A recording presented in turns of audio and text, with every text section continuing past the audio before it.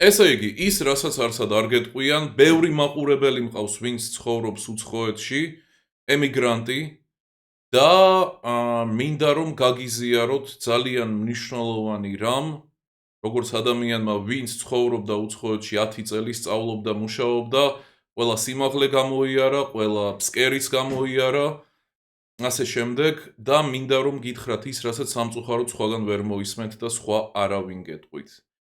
და შესაბამისად, რადგანაც ვცხოვრობდი 10 წელი, ვიცი ის ყველაფერი, რასაც გადიან ადამიანები, რომლებიც უცხოეთში ცხოვრობენ და გააჩნია იმასაც უცხოეთში როგორ მოხვდი.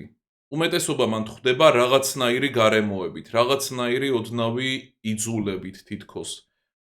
აუცილებლად თოფი თავზე თუ არა, ისეთი გარემოება ისეთია, რომ სხვა გზა არ არის. და ასევე არიან ადამიანები, რომლებიც მიდიან თავიანთი ნებით. და ამ ვიდეოში ეს ვიდეო მინდა რომ ისეთი იყოს, რომელიც ორივე ადამიანს შეეხება, იმიტომ რომ ორივე კი სხვადასხვა გამოცდილებას გადის, მაგრამ ორივე გამოცდილება რაღაცით ერთმანეთს გავს და ხშირად იკვეთება. მე ვიცი, ბევრი ახალგაზრდა არის ემიგრანტი, ვინც მიყურებს, დახურულ არხზეც არიან. და აი ყველაფერი ვიცი, აი ისიც კი ვიცი სიზმრები, რო გესიზმრება, რომ საქართველოში ხარ და მე ხო. მერე იღვიძებ და თურმე უცხოეთში ხარ. არა და სიზმარში ნახე თითქოს საქართველოში დაბრუნდი. ყველა ფიქრი ვიცი, ყველა აზრი რაც მოგდის, ეგ არის ძალიან უნიკალური მდგომარეობა. და ის მომენტი იდეალურად მესმის, რაც რა არის, რომ იჭედები შუაში. რაღაც პერიოდი, როდესაც უცხოეთში გადადიხარ, კი თავიდან რთული არის, კი თავიდან ბევრისთვის კატასტროფული არის, დეპრესიული. რა მიზეზით? იმ მიზეზით, რომ ჯერ ერთი ხედავ შენი, ასე ვთქვათ, ქართული თავი როგორ კვდება. შენში ხო ბევრი მე ცხოვრობს და არა ერთი. ხო, ზღაპრებით თუ არ ვიმსჯელეთ, ბევრი მე არის. და ერთ-ერთი არის დომინანტი მე, რომელიც არის ქართველი მე. და შესაბამისად ხალხიც აღარ არის იგივე. არც ქუჩები, რაც მთავარია შენი რელევანტურობა აღარ არის იგივე. და ნელ-ნელა ხედავ როგორ კვდება შენი თავი, შენი ქართველი თავი. და მერე დგება ის მომენტი, სადაც შუაში იჭედები. რომ ერთის მხრივ საკმარისად მოკვდა, მაგრამ ბოლომდე არა შენი ქართული მე და მეორეს მხრივ უკვე თითქოს მთავარმა კატასტროფამ გადაიარა და აცნობიერებ, რომ არც უკვე ბოლომდე საქართველოს ეკუთვნი, რასაც არ უნდა ნიშნავდეს ეგ. და არც ბოლომდე იმ ადგილს, სადაც ცხოვრობ, საბერძნეთი, გერმანია, ამერიკა, საფრანგეთი, რაც არ უნდა იყოს, ესპანეთი, იტალია. არც იმას ეკუთვნი ბოლომდე და უკვე გვიანია რომ საქართველოს ეკუთვნოდე და სადღაც შუაში იჭედები. რაც ერთი შეხედვით ძალიან ცუდი რამე არის, იმიტომ რომ ცუდად გრძნობ თავს, მთელი ამბები, მაგრამ მეორეს მხრივ ეგ არის ძალიან ძლიერი მომენტი. ადამიანთა უმეტესობა აი ეგეთ პიროვნულ challenge-ს, ხო, ასე ვთქვათ, ცხოვრებაში ვერ ნახულობენ, ვერ გამოცდიან. ადამიანების უმეტესობა ისე ცხოვრობს, რომ ერთი შიდა დიალოგი არ აქვთ. ხუმრობის გარეშე და ეს არის ერთგვარი მითოლოგიაც კი, მითი. აი რო აიღოთ ეპოსი, ძალიან ისეთი ძველი ბერძნული, ხო? და აი ამ მომენტში როცა აღმოჩნდები, რომ უკვე არც ბოლომდე ეკუთვნის საქართველოს და არც იქაურიც ვერ გახდები, მანდ ერთი მომენტი არის, რაც უნდა გააქრო. რაც მინახავს როგორ კლავს უამრავ ადამიანს სულიერად, რა თქმა უნდა, შინაგანად. და ეს რა არის? მიზნის დასახვა. და შემდეგ მაგ მიზნისთვის რო იწყებ მოქმედებას.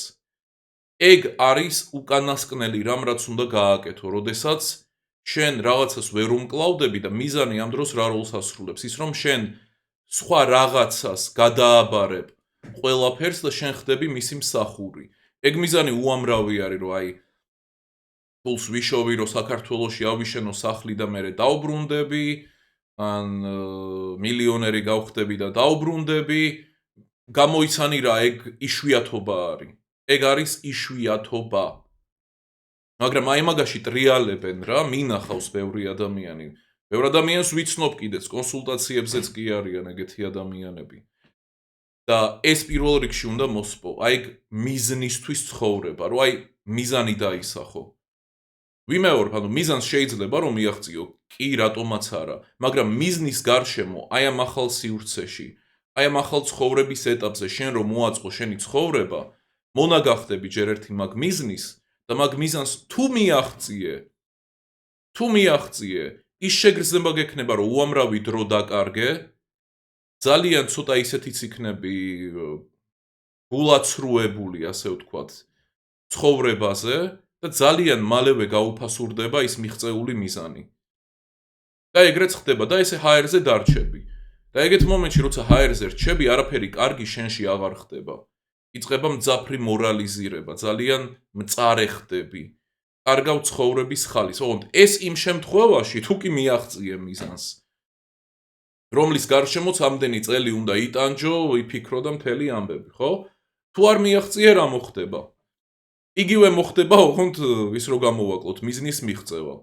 გექნება სასტიკი შეგრძნება, რომ ცხოვრების წლები დაკარგე, გექნება შეგრძნება, რომ არ იყავი საკუთარი თავის ერთგული, ანუ მოკლედ არ გისურვებთ, ანუ ვინც წესიერი, ადეკვატური ხალხი ხართ, მაგ მდგომარეობაში მოხვედრას არავის გისურვებთ.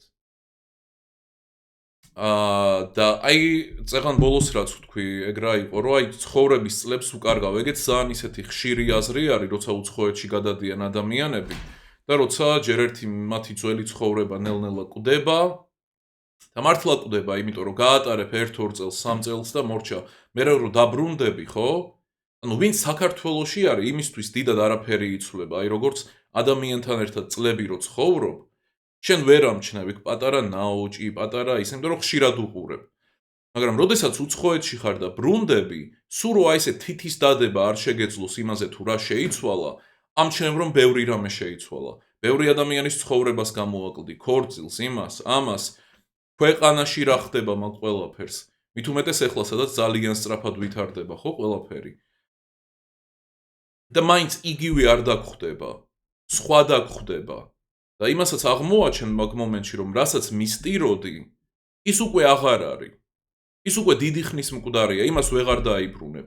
განამხოლოდ გარემოში, არამედ შენს თავშიც. იმიტომ რომ შენს შეიცვალე.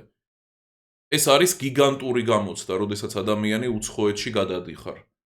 როდესაც ადამიანს გიწევს იქ ცხოვრება, მით უმეტეს თუ კი არ იცი როდის დაბრუნდები. ბევრმა უმეტესობამ არ იცის როდის დაბრუნდება. კი ისახავენ მიზანს, რომ აი 2 წელიწადში, მერე 3 წელიწადში, ეგრე და ძალიან დიდი ნაწილი არც ბრუნდება. და ის სწორედ მიზნები არის, რაც არ უნდა დაისახო. იმიტომ რომ უცხოეთში ხარ, ხო, იდეაში უკეთესი პირობები არის, უკეთესი ის, უკეთესი ეს. ეხლა გაქვს მთელი ეგ ფუფუნება, რომ იცხოვრო შენი ბუნებით. რომ მიუშვა შენი ინსტინქტები, ის რაც წმინდა არის, ცხოველური, ადამიანური. ის რასაც ყველა რელიგია, ყველა გურუ და ის გეუბნება, რომ ჩაახშე, ან მორალს გაწვდიან, რომელიც უნდა მოარგო და დაამორალიზირო კარგად შენი თავი. მოკლედ მონარო გახდე. მაგრამ არა, ეს არის საშუალება, რომ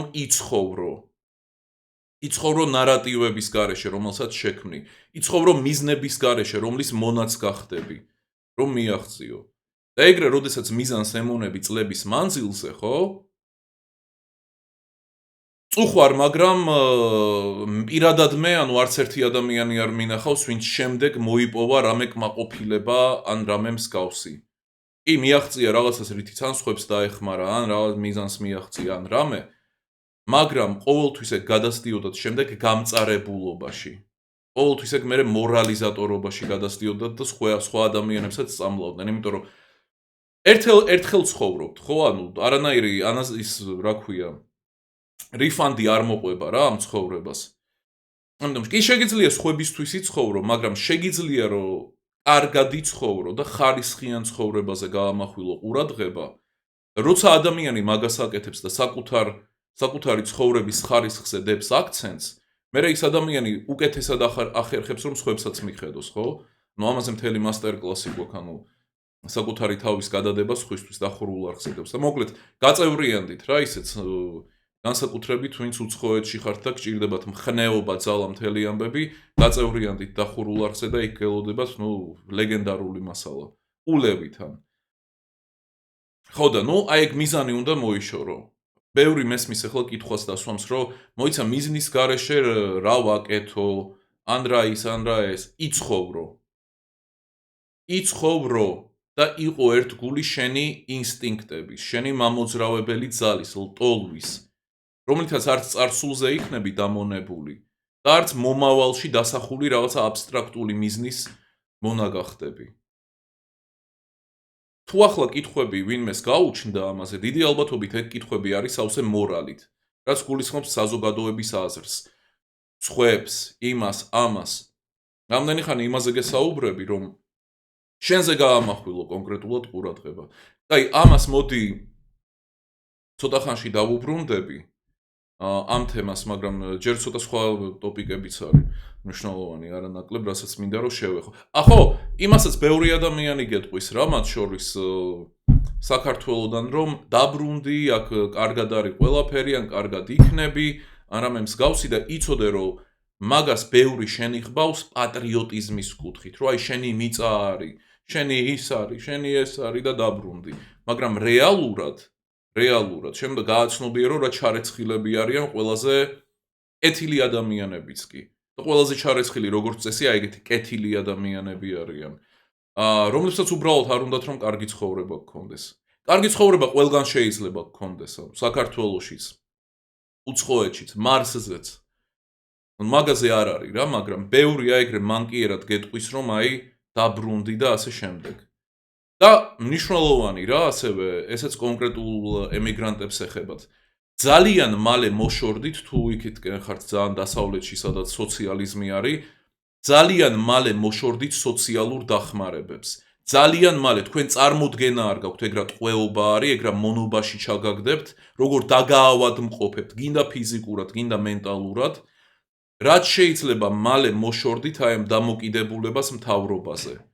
იმიტომ რომ მაქედან უკვე თქვენ სასარგებლოდ შანსები აღარ იქნება. ეგ წამლავს ადამიანებს, ეგ შხამავს ადამიანებს, ამონებს მიზანი მიზნად რჩებათ და ცხოვრება, რომელიც უნდა იცხოვრონ, ასევე ცალკე ანუ ყველაფერს კარგავენ. და ეს მინახავს ბევრ ადამიანზე. ძალიან ბევრზე. მოერიდეთ მაქსიმალურად აი მაგ სოციალურ იმას, მესმის რაღაც ეტაპზე შეიძლება გჭირდებოდეს, მაგრამ მიმართულება უნდა იყოს შორს აი მაგ სოციალური დახმარებებისგან, რაებსაც ნუ დასავლეთ ევროპაში ემიგრანტებს უწევენ. იგივენაირად ჩაირეცხებით, როგორც იგივეა ის მსგავსი ხალხი, ამიტომ არ გინდათ, მოდი. აი იმ ხალხზე მაქვს საუბარი, მთავარი კონტრიბუცია და წვლილი კულტურული, რაც აქვთ ფაშიში რო არის, ან კიდე რაღაც სხვა. ხვდებით, ვისეც არის საუბარი. ქვიშის ხალხი და არა მხოლოდ ქვიშის, ცოტა იმის ტყის ხალხიც. აი ეგეთები გახდებით ერთ ცხოვრებაში, ისე რომ ანუ აღარაფრით აღარ განსხვავდები ფუნქციით. კი, ფერი სხვადასხვა გექნებათ, მაგრამ აი ფუნქციით, ხო, აი ადამიანი რო შეაფასო ფუნქციით, რას აკეთებს, ღირებულებები, მთელი ამბები იგივე იქნებით. უბრალოდ იგივე, რაც არ არის კარგი გზა, იმიტომ რომ ნუ თვითონ ცხოვრების ხარისხი ვარდება. მერე მუდმივად აი ესე მინიმუმზე შეჩერდება ადამიანი, მათხოვარი მთავრობის და ნუ მოკლედ ეგეთი ცხოვრება არ ვიცი რა, ეგეთი ცხოვრება საქართველოში ევთანაზიას სჯობს 100%-ით. მერე კიდე რა არის ერთი ძალიან მნიშვნელოვანი მომენტი, რომელიც უნდა გაითვალისწინოთ.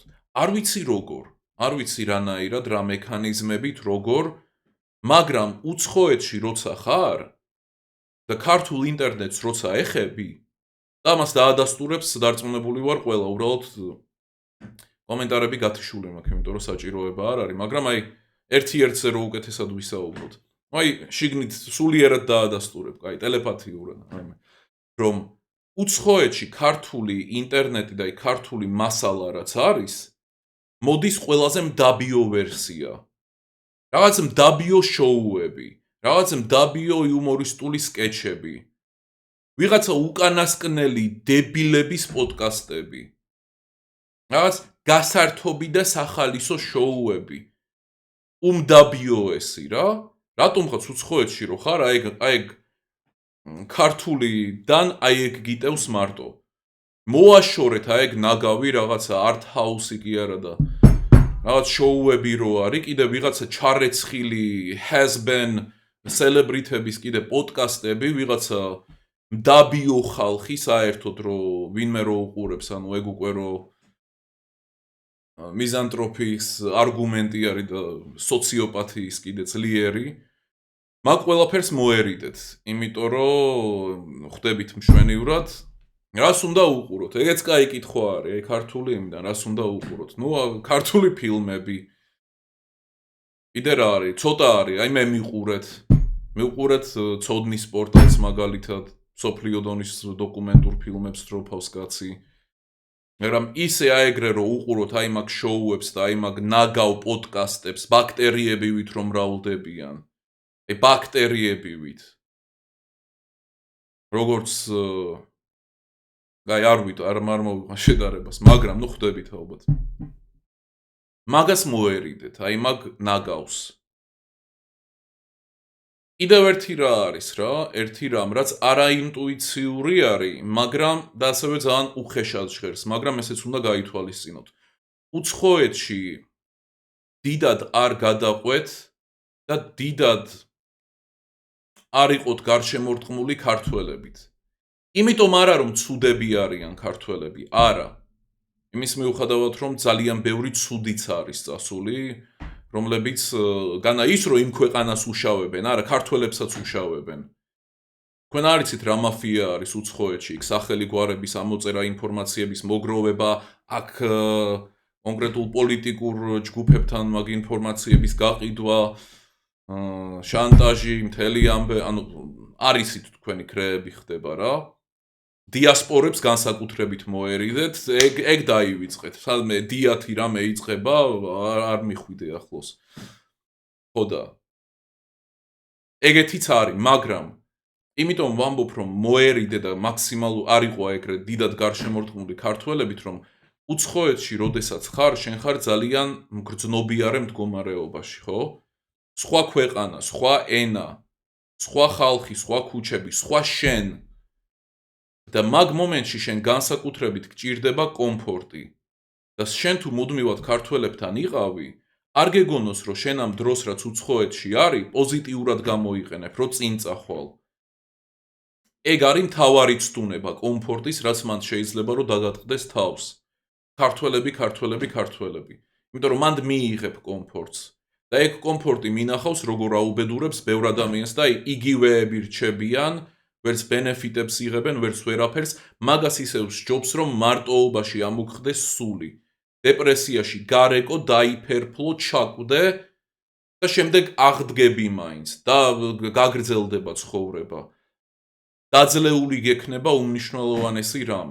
აი მაგ მარტოობამ არ შეგაშინოს, მაგის გამო არ შეეტენო ჯგუფებს, ბაბლებს და ასე შემდეგ. უცხოეთში ხარ და მან შენ არ გჭირდება რა ამდენი კომფორტი, უბრალოდ არ გჭირდება. ზედმეტად დამღუპველი კომფორტი არის. კომფორტი ყოველთვის აზარმაცებს, კომფორტი ყოველთვის აჩერებს წინსვლას, ზრდას. და შენ უცხოეთში იმიტომ არ ხარ, რომ ცხოვრების წლები ჩარეცხო აი ერთ ადგილას აი ესე გაყინულობაში. ვიმეორებ, მაგას ისევ ვშობს, რომ თუ ახალი ჩასული ხარ ანამე და იტანჯები, დაიტანჯო მაგით. მიეცი შენს თავს უფლება, რომ დაიტანჯო. იმიტომ რომ მაქედან გამოდის რაღაც, ეგ არის ჩელენჯი, ეგ არის მითოსი, ეგ ეპოსი. რაღაცა შენი გზა, შენი მოგზაურობა. ეგ უნდა გადალახო. მერე კიდე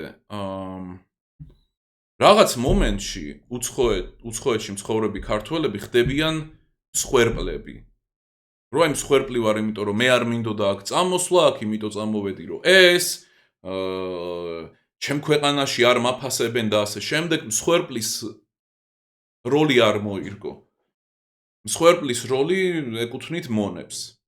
ალტერნატივა არსებობს. შეგიძლია რომ ძლიერი პოზიციიდან იფიქრო, ძლიერი მენტალიტეტი გქონდეს, ან გქონდეს მონის მენტალიტეტი. ყველაზე ხშირი და მარტივი, რა თქმა უნდა, მონის არის რა. თუ ცხოვრების აზრს ვერ ხედავ, მაგ მომენტს მიუგაგუნე უცხოეთში ცხოვრებისას, როცა შენი ქართული თავი დიდწილად მოკვდა, მაგრამ ახალი თავი თან შექმნილი არ არის ბოლომდე. და ცხოვრების აზრი გაქრა.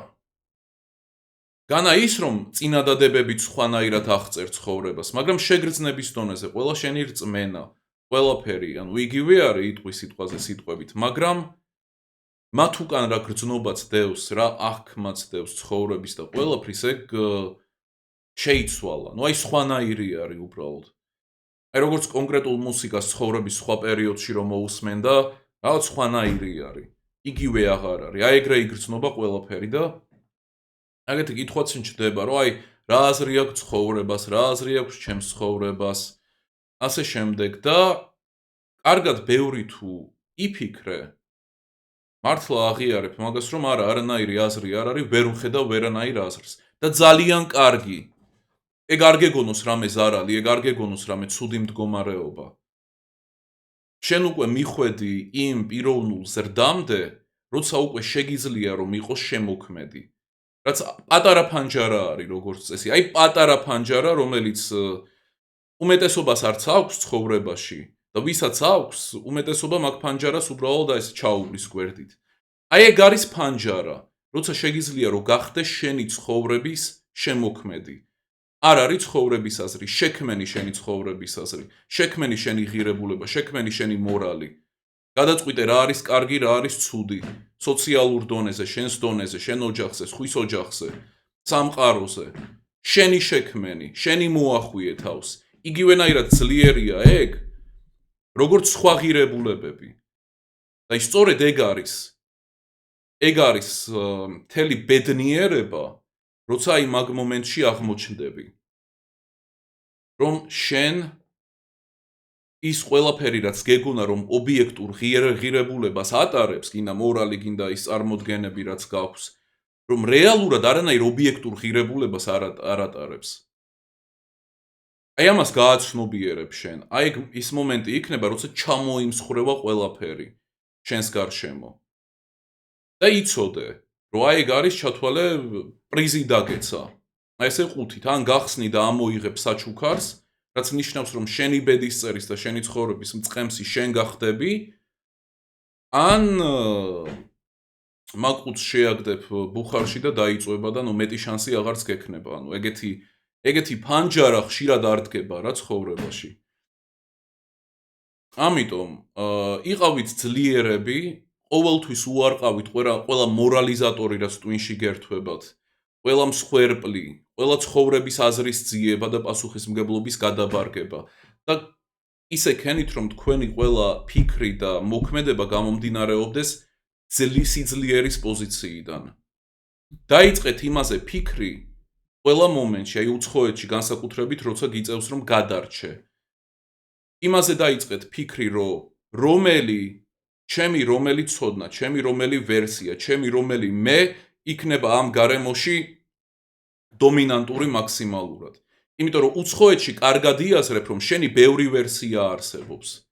როცა ეგ მოგიკვდება შენი ძველი ვერსია, რომელიც საქართველოში იყო, უცებ ხვდები რომ რაღაც ბევრი იყავი თითქოს. აი ბევრი მდგომარეობა, აი ამ მდგომარეობაში ერთი კვირა აქ ამ გარემოში და უცხოეთში მაგას აცნობიერებ. და ეგეც ინსტრუმენტია, რომელიც უნდა გამოიყენო მარტივი კითხვით. ჩემი რომელი ქცევა ან რომელი მე არის ამ მომენტში დომინანტური. აი ეგ და ასევე კიდე ბევრს სამწუხაროდ უჩნდება ძალიან დამპალი თავმდაბლობა უცხოეთში. თავმდაბლობა როგორი, რომ აი მე არაფერი ვარ და აი თქვენ ადგილობრივები ვინც ხართ, თქვენ ხართ ყველაფერი და აი სიბრალულის გამოწვევას რო ცდილობენ. ეგ ყველაფერიც უნდა დაივიწყო. არ გჭირდება სიბრალული, ეგ მხოლოდ და მხოლოდ ჩაგრეცხავს ცხოვრებაში.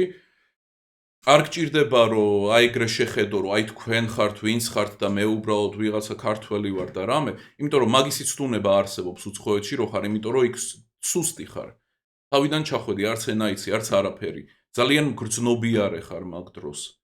და ეგ მგრძნობიარეობა ხშირად სისუსტეში იზრდება, რაც რა არის, ხო? რაც არის თავმდაბლობა, აი მატლი. როდესაც მატლს დაარტყავ, აი ესე მცირდება, ხო? რომ შემდეგ დარტყმაზე ან ააცილო, ან რო აღარ დაარტყა, იმიტომ რომ აი შეცოტავდაო. არ შეცოტავდე არავითარ შემთხვევაში.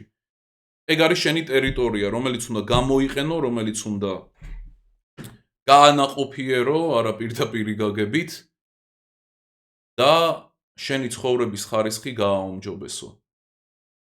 ასევე აუცილებლად გირჩევთ ყველას რომ გაწევრიანდეთ, განსაკუთრებით ემიგრანტებს დახურულ არხზე, nikosvanidze.com-ზე გადადით, Telegram-ზე გვაქვს დახურული არხი, სადაც უამრავი ვიდეო დევს, ეს ზღვაში წვეთია მაგათთან შედარებით, რაც დაგეხმარებათ აი ამ სიმძლავრის მოპოვებაში, ტექნიკურად, ზუსტად და არა ასე, როგორ თქვა, ზოგადად.